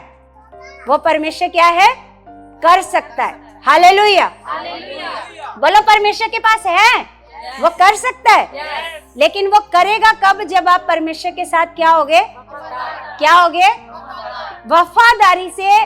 जितनों को चाहिए यहाँ पर आज नोट करके चले जाओ, नोट करो कि मेरे को आज से मेरे को 1 घंटा जरूर रात को प्रार्थना में बिताना है, क्योंकि रात का जो समय होता है ना वो शांत होता है। रात का समय क्या होता है, शांत होता है, और कोई डिस्टरबेंस नहीं होती, सारे सोए होते हैं, पक्षी भी सो जाते हैं, है ना, कोई डिस्टरबेंस नहीं होती। आप आराम से परमेश्वर के साथ समय बिता सकते हो। यहाँ से नोट करके जाओ, जो आपने आज लिखा है वो अगर 1 महीने के अंदर ना हो तो बोलना, लेकिन आपको वफादारी से करना पड़ेगा। नोट करके जाओ बेशक कि मुझे ये वाली जॉब चाहिए परमेश्वर, और 1 घंटा बिताओ परमेश्वर के साथ, और वो आपको ना मिले तब बोलना कि मैंने तो रोज वफादारी से 1 घंटा बिताया। जो कुछ आप चाहते हो कि परमेश्वर मेरा घराना बचाया जाए, अगर परमेश्वर मेरे बच्चे बदल जाए, परमेश्वर मेरे बच्चे आपकी हजूरी में आ जाएं, अब वो आएंगे, निश्चय आएंगे। कहां सो रहे हो? सारे वचन निकल गए, ले गया शैतान चोरी करके। इतनी बड़ी आशीष दी परमेश्वर ने और आप सोते रह गए और आमीन करके कोई रिसीव नहीं किया, आप सोते ही रह गए। हालेलुया। सो जाओ और सो जाओ, बिस्तर बिछा दें। हालेलुया। देखो परमेश्वर ने कितनी बड़ी आशीष दी। जो बच्चे अनाज्ञाकार हैं, जो बच्चे आप परमेश्वर की हजूरी में आपके साथ नहीं आते, जाओ 1 घंटा 1 महीना बिता करके देखो, वो आपके साथ परमेश्वर के पास होंगे, इस हजूरी में बैठे होंगे। घर का जो मेंबर आज ढीठ मन से बैठा है, परमेश्वर का वचन कहता है मैं उनके अंदर से पत्थर का हृदय निकाल कर मांस का हृदय भर दूंगा। आज डेट नोट कर लो और 1 घंटा रोज रात को जागना शुरू कर दो, और 1 महीने के अंदर जो आपने मांगा है वो प्रार्थना का उत्तर ना आए तो फिर आप आना यहाँ पर वापस, वो उत्तर अवश्य आएगा, क्योंकि ये मेरा विश्वास है। आपका विश्वास है? आपका विश्वास है? ऐसा हो सकता है, परमेश्वर कर सकता है। अगर हम अपने संबंध को परमेश्वर के साथ मजबूत करते हैं तो परमेश्वर कर सकता है। Hallelujah, hallelujah. हम एक वचन पढ़ते हैं, कलीसिया भजन संहिता 139 अध्याय, भजन संहिता 139 अध्याय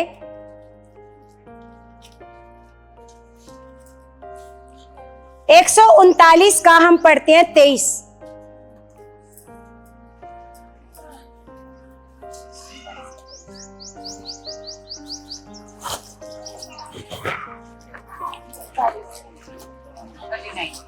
एक 139 का हम पढ़ेंगे 23।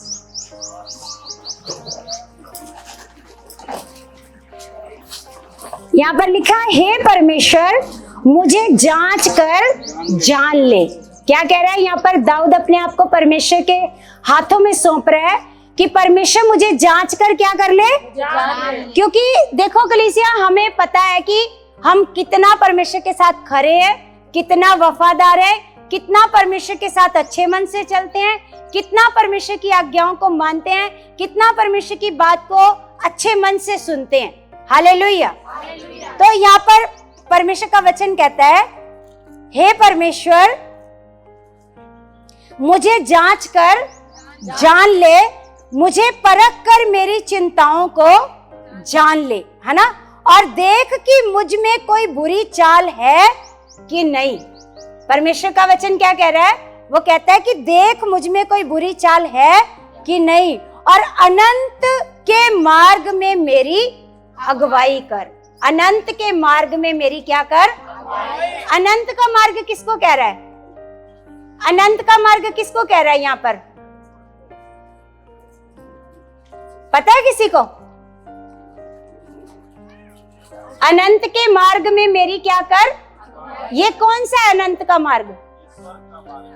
ये स्वर्ग जाने का मार्ग है। क्योंकि देखो कलीसिया, परमेश्वर का वचन अभी हमने पढ़ा कि परमेश्वर का वचन कहता है स्वर्ग तो यहोवा का है। स्वर्ग किसका है? और पृथ्वी उसने किसको दी है? मनुष्यों को दी है ना। तो जो यहाँ पर परमेश्वर के साथ खराई से चलेंगे, परमेश्वर की हर इच्छा को क्या करेंगे और परमेश्वर की अगुवाई मांगेंगे। परमेश्वर आप मेरी अगुवाई करो, मुझे सिखाओ, मुझे चलना सिखाओ। परमेश्वर आपको क्या अच्छा लगता है, कैसा अच्छा लगता है, परमेश्वर मुझे सिखाओ। परमेश्वर की क्या मांगेंगे? अगुवाई। तो अनंत के मार्ग में मेरी क्या कर? अगुवाई। तो परमेश्वर हर किसी को स्वर्ग नहीं लेकर के जाएगा। हर किसी को स्वर्ग कि आपने प्रभु यीशु मसीह को ग्रहण कर लिया, बस अब आपको स्वर्ग लेकर के जाएगा, हर किसी को नहीं लेकर के जाएगा। परमेश्वर का वचन कहता है जो परमेश्वर की इच्छा पर चलेगा उसी को वो स्वर्ग लेकर के जाएगा। क्योंकि स्वर्ग किसका है? यहोवा का। स्वर्ग किसका है? यहोवा का।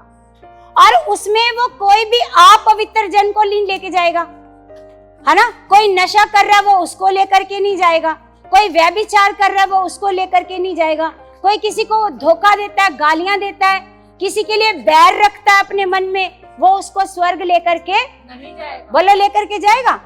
क्योंकि अपने मन में आपने किसी के लिए बैर रखा है, आप उसको दिन रात कोसते रहते हो।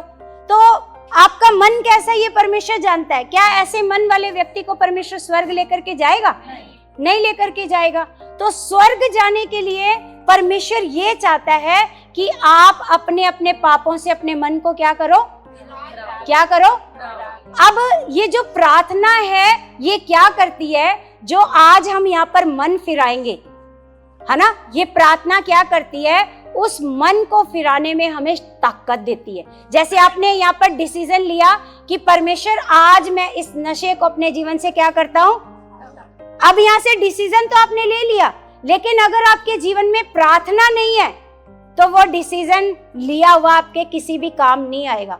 फिर से शैतान आपसे बुराई करवा देगा, फिर से पाप करवा देगा, फिर से क्रोध। आप कहोगे नहीं परमेश्वर आज से मैं डिसीजन लेती हूँ, मैं क्रोध नहीं करूंगी, मैं किसी को अपने मुंह से गलत नहीं बोलूंगी। आप डिसीजन लेकर के जाओगे, यहाँ पर पश्चाताप भी करोगे, लेकिन घर जाकर फिर वही गलती करोगे जब तक आपका जीवन प्रार्थना वाला जब आपका जीवन बन जाएगा तो मजबूत हो जाएगा। फिर क्या होएगा? बुराई से लड़ने की आपके अंदर क्या आ जाती है? ताकत।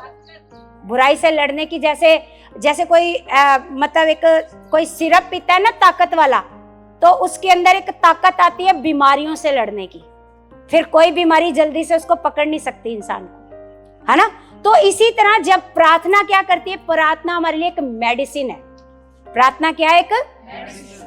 एक दवाई का काम करती है हमारे लिए प्रार्थना, कि आपके अंदर एक ताकत आती है कि आप पाप से लड़ सकते हो। शैतान डालेगा पाप कर ले, लेकिन अगर आपका जीवन प्रार्थना का जीवन है तो आपके अंदर ताकत रहेगी। नहीं बोलने की क्या रहेगी आपके अंदर? पाप को आप आराम से ना बोल सकते हो। लेकिन अगर आपके जीवन में प्रार्थना नहीं है तो आप ना नहीं बोलोगे, आप तुरंत उसके काम को कर दोगे जो आप कह रहे हैं, जो वो कह रहा है। हालेलुया। जो आपको वो पाप करने को कह रहा है ना, आप आराम से कर दोगे, क्योंकि आपके अंदर ना कहने की ताकत नहीं है। लेकिन ये जो प्रार्थना है ये आपके अंदर ना कहने की ताकत को क्या करती है? पैदा करती है। हालेलुया। पाप को ना कहना, है ना, झगड़े को ना कहना, लालच को ना कहना, है ना, अपने मुंह से जो गालियां बकते हो, किसी के लिए मन में बैर रखते हो, उसको ना कहने की क्या आती है आपके अंदर? क्या आती है? लेकिन जब तक आपके अंदर प्रार्थना नहीं, आपका रिश्ता परमेश्वर से मजबूत नहीं है, आप तुरंत शैतान की बातों में बहकर तुरंत वो काम करने लग जाते हो जो शैतान चाहता है आप करो। आप आराम से कर देते हो, आराम से पाप कर लेते हो, आराम से शैतान कहेगा कर ले, आप आराम से उसके पीछे चले जाते हो, क्योंकि आपके अंदर ना कहने वाली ताकत नहीं है। तो यहां पर परमेश्वर का वचन हम पढ़ रहे हैं, इसको हम दोबारा से पढ़ते हैं।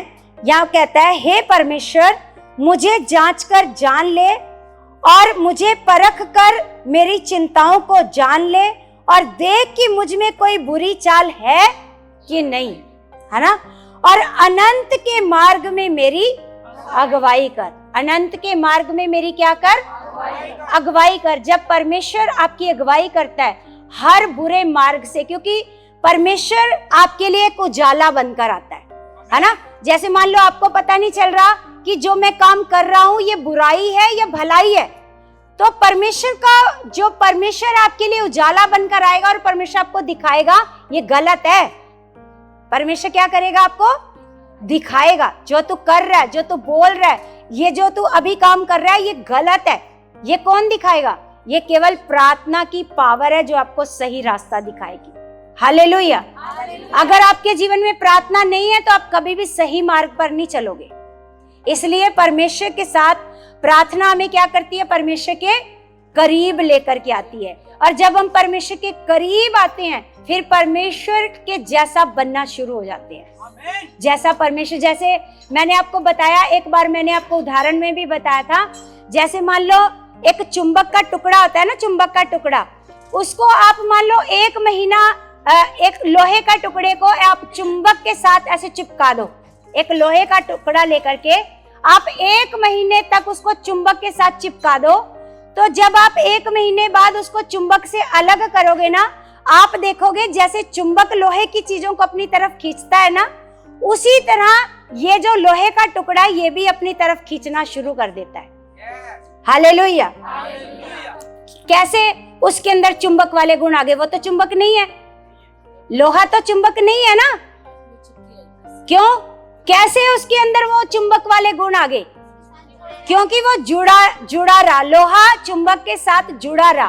तो इसलिए परमेश्वर का वचन कहता है कि जब हम अपने संबंध को परमेश्वर के रोज रोज करीब जाते हैं, रोज रोज करीब जाते हैं, रोज आप 1 घंटा परमेश्वर के साथ बिताओगे, सोच के देखो क्या जैसे कहते हैं ना संसार में जैसी संगत बोलते हैं ना, जैसी संगत होएगी वैसी क्या हो जाएगी, वैसा रंग चढ़ना शुरू हो जाएगा। Hallelujah, hallelujah. वैसा जैसे कहते हैं ना खरबूजे को देखकर रंग बदलता है ना।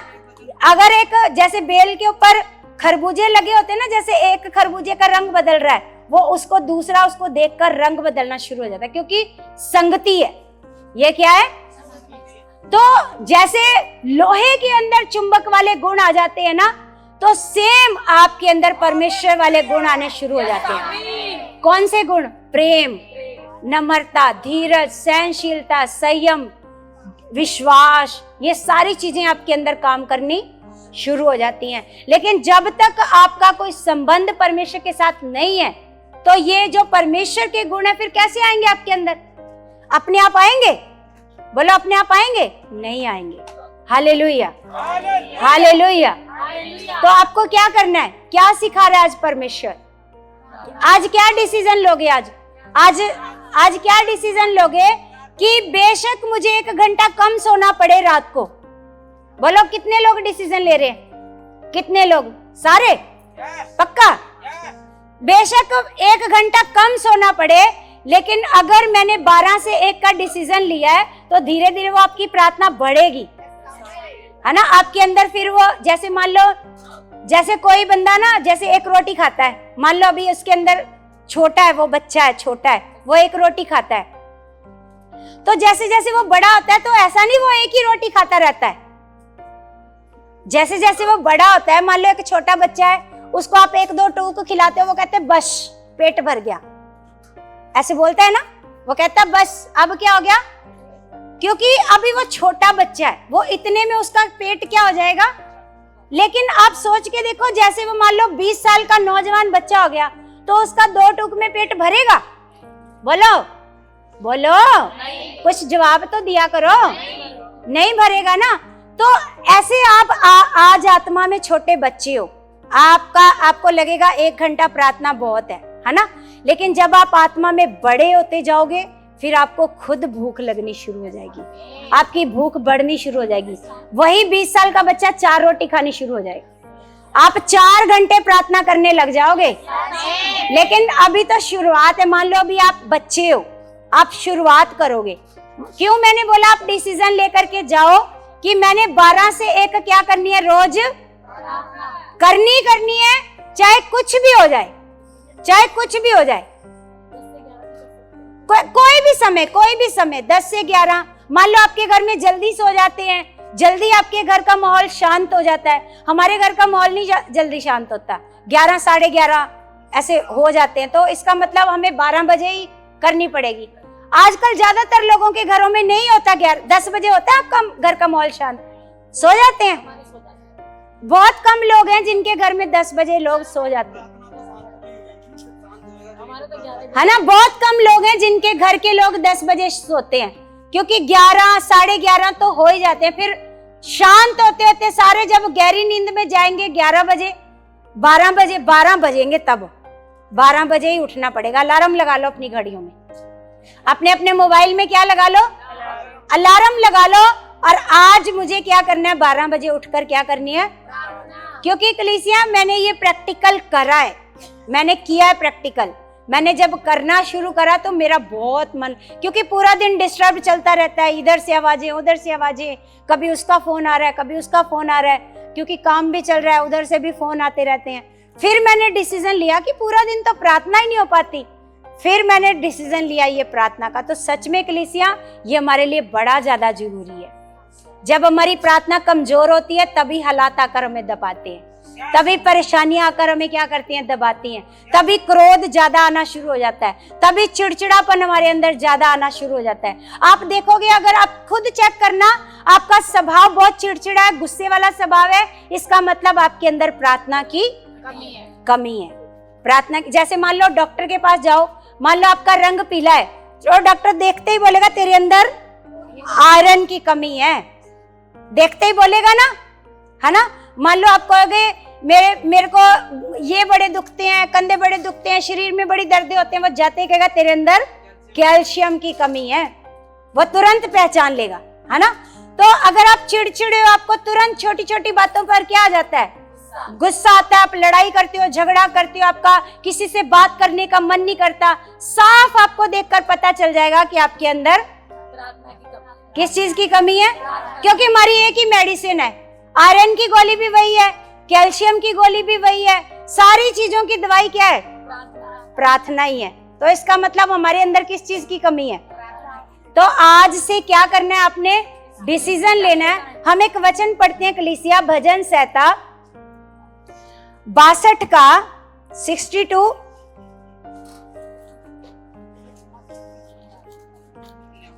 बासठ का पढ़ेंगे 8।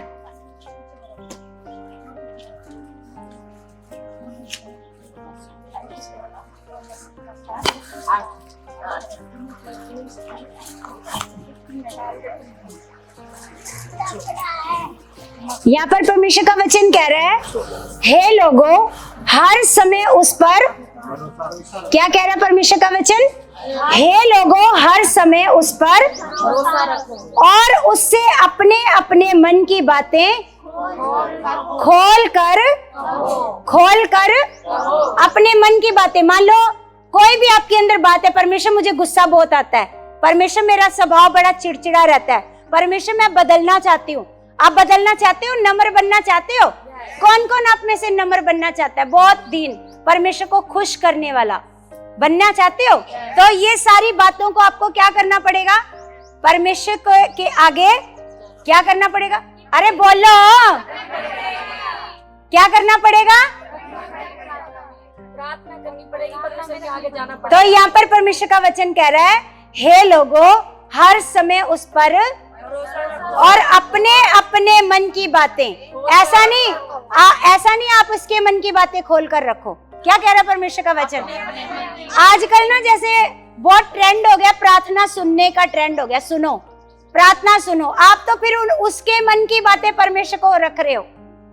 प्रार्थना सुनने का ट्रेंड हो गया, सारे प्रार्थना को सुन लेते हैं, अपनी पर्सनल प्रार्थना कोई नहीं करता, पर्सनल कोई नहीं प्रार्थना करता, बस प्रार्थना लगाई सुन ली, यस आमीन यस आमीन यस आमीन यस आमीन, है ना। अपनी प्रार्थना करो। यहाँ पर परमेश्वर का वचन कहता है, दाऊद कह रहा है कि अपने अपने मन की बातें खोल कर परमेश्वर के आगे रखो। अपने अपने मन की बातों को क्या करो, खोल कर। तो आगे लिखा, परमेश्वर हमारा शरण स्थान है। परमेश्वर हमारा क्या है, शरण स्थान है। तो अपने मन की बातों को जब आप करना सीखोगे परमेश्वर के आगे, फिर आपका रिश्ता मजबूत होएगा परमेश्वर। Hallelujah hallelujah. अपने अपने मन की बातों को क्या करना, परमेश्वर के आगे खोल कर रखना है। एक वचन और पढ़ते हैं, पहला पत्रस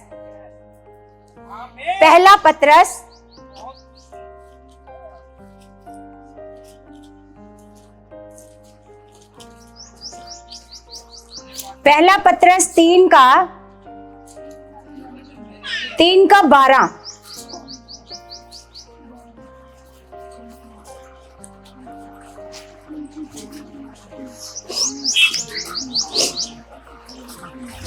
यहाँ पर लिखा है, क्योंकि प्रभु की आंखें धर्मियों पर लगी रहती है, प्रभु की आंखें धर्मियों पर लगी रहती हैं और उसके कान उनकी विनती की ओर लगे रहते हैं, परंतु प्रभु बुराई करने वालों के विमुख रहता है, बुराई करने वालों के विमुख रहता है, लेकिन धर्मियों पर उसकी क्या लगी रहती है? आंखें लगी रहती हैं, है ना। तो जो आप प्रार्थना में मांगते हो ना कलीसिया, आप ये मत सोचना कि परमेश्वर हमारी प्रार्थना को नहीं सुन रहा, वो सुनता है। वो हर एक प्रार्थना को क्या करता है? सुनता है और उसका उत्तर भी देता है। वो ठीक समय पर उसका उत्तर देता है। हालेलुया। आपकी कोई भी प्रार्थना जो आप विषय परमेश्वर के आगे रख रहे हो, चाहे वो आपके बच्चों के बदलने का विषय हो, चाहे वो आपके पति के बदलने का विषय हो, चाहे वो जॉब का विषय हो, चाहे वो बरकत पाने का विषय हो, चाहे आपके घर की शांति का विषय हो, चाहे कोई भी विषय हो, वो विषय की प्रार्थना अगर आप परमेश्वर के आगे रख रहे हो तो वो निश्चय उसका उत्तर आएगा। निश्चय उसका उत्तर आएगा कलीसिया। निश्चय एक दिन आप उस उत्तर के साथ आओगे, आप उस गवाही के साथ आओगे। ऐसा नहीं है कि उसका उत्तर नहीं आएगा, उसका उत्तर जरूर आएगा। परमेश्वर जरूर सुनता है। हमारा खुदा परमेश्वर वो महान परमेश्वर है और वो दया करने वाला परमेश्वर है। वो हम पर अनुग्रह करता है, वो हमसे बहुत प्यार करता है। और मेरा विश्वास है आज जो आपने डिसीजन लिया है तो परमेश्वर उस डिसीजन में आपकी क्या करेगा? मदद करेगा। और आज से आप प्रार्थना करने वाले व्यक्ति बनोगे। आज से जो भी समय आज आपने सोचा है, परमेश्वर ये समय, इस समय मैं उठूंगी और मैं प्रार्थना में जरूर बैठूंगी। 1 घंटा प्रार्थना करो और फिर सो जाओ। हालेलुया। और वही 1 घंटा आप परमेश्वर के इतने करीब चले जाओगे, लगातार आप बढ़ना शुरू हो जाओगे। परमेश्वर का आत्मा आपके अंदर काम करना शुरू हो जाएगा। आपकी बुद्धि खुलनी शुरू हो जाएगी, आपको समझ आनी शुरू हो जाएगी। परमेश्वर की बातों की आपको पता चलना शुरू हो जाएगा कि मुझे खुदा की हजूरी में कैसे बैठना है, कैसे आना है, कैसा मन रखना है, कैसा किसी के साथ अपना व्यवहार करना है, कैसे अपनी समझ को रखना है। हर एक चीज परमेश्वर आपको सिखाता जाएगा, क्योंकि परमेश्वर का वचन कहता है जिन बातों को आप नहीं समझते उनको कौन समझाएगा? परमेश्वर समझाएगा। हालेलुया। तो कलीसिया, आज जो आपने सीखा है वो मेरा विश्वास है परमेश्वर आपको बहुत आशीष और बरकत आपको दे चुका है। आप बहुत आत्मा में बढ़ चुके हो। परमेश्वर आपको आत्मा में ब्लेस कर चुका है यीशु मसीह के नाम से। आमीन, आमीन।